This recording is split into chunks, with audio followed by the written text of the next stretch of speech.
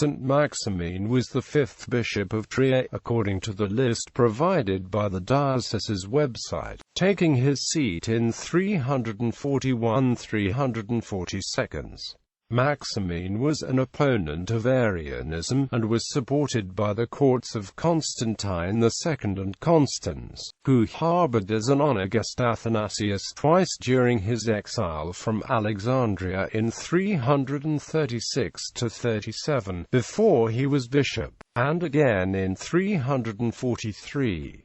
In the Arian controversy he had begun in the party of Paul I of Constantinople. However, he took part in the Synod of Sardica convoked by Pope Julius I, and when 4 Arian bishops consequently came from Antioch to Trier with the purpose of winning Emperor Constans to the side, Maximinus refused to receive them and induced the emperor to reject the proposals. Veneration. Maximin was interred in the cemetery outside the northern gate of Trier, where his remains were joined by later bishops in the multi-chambered crypt of a church dedicated to John the Evangelist, later rededicated as St. Maximin's Abbey, Trier. Gregory of Tours already attests to the cult of Maximin in the Church of St. John Evangelist and the cult offered at his grave. The abbey, destroyed by Normans in 882, and rebuilt, then entirely rebuilt in the 1680s, secularized in 1802, bombed in World War II and since largely demolished, was one of the oldest in Western Europe.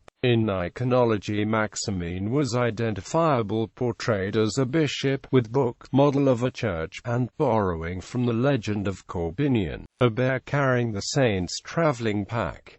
As a patron, Maximin was invoked as protection against perjury, loss at sea and destructive rains. His cultus was strongest in the region around Trier and in Alsace. Medieval legend conflated him with Maximinus of Aix, who was added to the 70 apostles referred to in the Gospel of Luke. That Maximinus was said to have accompanied Mary Magdalene and a company of the faithful to Aix-en-Provence, miraculously sped by a frail boat without a rudder or a mast. After Maximinus became the first bishop of Aix-en-Provence, Mary retired to the Reichschaft desert nearby for 30 years before being found and retrieved by Maximin just before her death. The 13th century telling of the legend can be read in William Caxton's English translation of Jacobus de Varagin's Golden Legend. In fact, this part of the legend is lifted from the Eastern story of St. Mary of Egypt and St. Zosimus of Palestine. The cultus of Mary Magdalene and this St. Maximin in Provence was centered at St. Maximin le Saint-Baume. Other communes in France named St. Maximin commemorate one of the other saints, Maximin.